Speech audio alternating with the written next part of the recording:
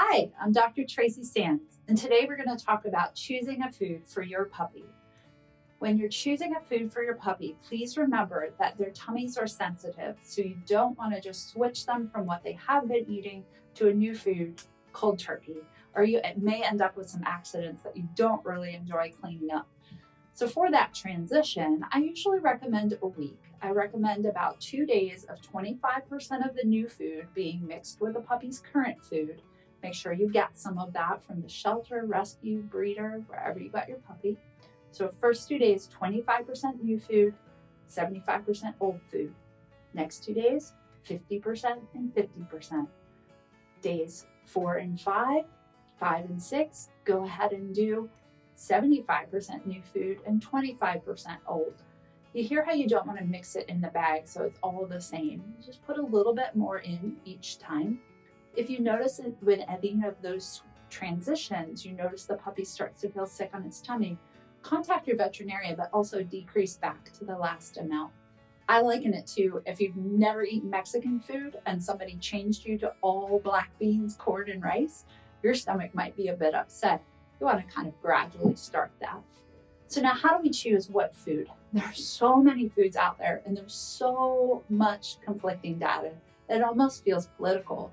But that's because pet food is $1 billion industry. What we as veterinarians want is we want good, healthy foods for your dog. And that can be really confusing. Commercially balanced pet foods are the most important. If you want to cook at home, you are going to want to work with a certified veterinary nutritionist to make sure it's properly balanced. And with puppies, that is incredibly challenging. They have growing bones and growing organs, different mineral needs. I highly recommend that you go with a commercially balanced pet food. There are several ways that you can figure this out. And a lot of people like to use sites like Pet Food Advisor. There are different websites that give you what's the best rating. Just remember that that is not based on science. Whenever you're evaluating a pet food or a website that tells you about pet foods, I want you to go ahead and look at where that website came from or where the pet food came from and who created them. You want to make sure that they have degrees in nutrition and veterinary medicine. That way you can trust assured that those products are the best you can get for your puppy. If you're looking for a website that can really help you understand more about choosing foods that is non-biased and not created by anybody that gets money from different types of companies, there are 2 that I recommend. One is called Vet Nutrition Alliance. I'm going to write that down for you.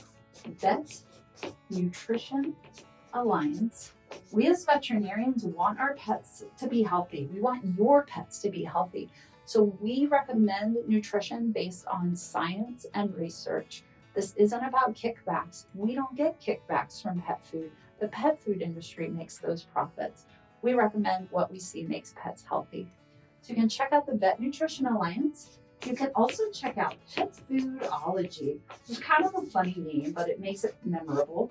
And that is by Tufts. And Tufts is a fantastic medical university. Both of those websites have some differing levels of articles from easy to understand to very scientific that can help you choose a pet food. But maybe you don't want to do all that. Maybe you want me to tell you what's the best thing to do. Here it is. You need a pet food formulated for puppies. Please do not choose an all life stages formula. Puppies are growing. They need things different than senior dogs. They need things different than adult dogs. You need a puppy specific food. If your puppy is going to grow to an adult above 50 pounds, I'd like you to get a large breed puppy formula. That's really important for the calcium and phosphorus ratios for their growing long bones and to prevent obesity. So we want puppy or large breed only, large breed puppy. All right. So step number 1, making sure it's for puppies. Step number 2, is it a food company that tests their food? There are plenty of food companies out there that formulate their food based on recommendations, but you want to know that this company actually tests their food by feeding it to dogs and gathering data. What are their blood levels like before they eat the food?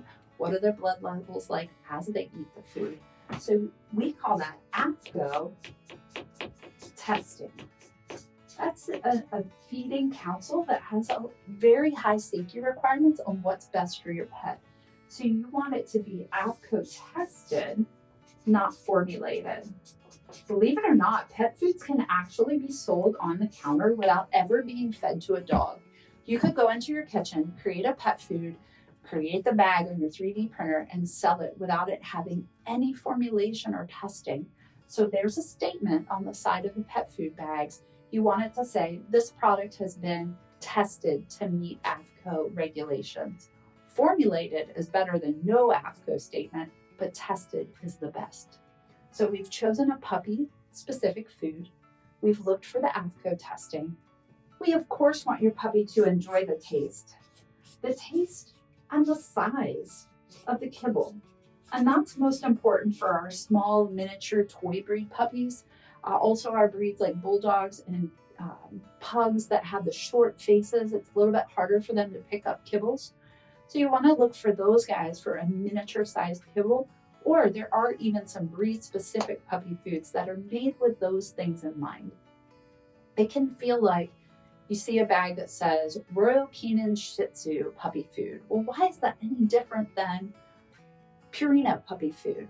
Well, the Shih Tzu puppy food is formulated because we know that Shih Tzus have longer lower jaws and shorter top jaws. They tend to have sideways teeth.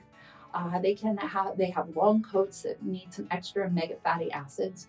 So breed-specific formulas aren't really just a way to make money. They're just medically specific to those breeds' most common issues. I actually see clients quite successful with breed-specific formulas. So if there's one available, you may want to give it a try.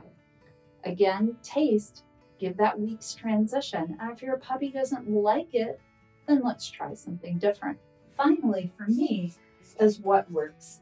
And over the decades that I've worked in veterinary medicine, I ask every single patient owner, what do you feed your pet? This is so important to me because I'm very passionate that our pets live longer, healthier lives. I love senior care. And I also am passionate about dental care because clean, healthy teeth and gums help them live longer. I'm looking at every pet and I'm assessing how healthy they are as seniors. I'm assessing if they're overweight, if they have urinary issues, if their teeth and gums are healthy, and I'm listening to what those pets are eating. And I can tell you time and time again, I hear the same 3 companies. It's no surprise that those companies do AAFCO testing, have scientists and veterinarians that create their formulas, and that they've been around for a very long time. Don't be shied away or scared away by pet food companies that have recalls. Do be scared away if the company has had recalls many, many times. But one of the companies that I do recommend, Hill Science Diet, has absolutely had recalls. Here's why they recall: because they test the food. So if they test the food in the facility before it gets to your pet, they can find that it has problems. Maybe it has too much calcium in it, and they recall it so that pets don't have a problem. Now you want to avoid companies. There are some out there like Diamond, where you just hear recall every year, every 6 months. That's excessive. And again, if you look at that company, you'll find that they don't have those requirements we talked about earlier.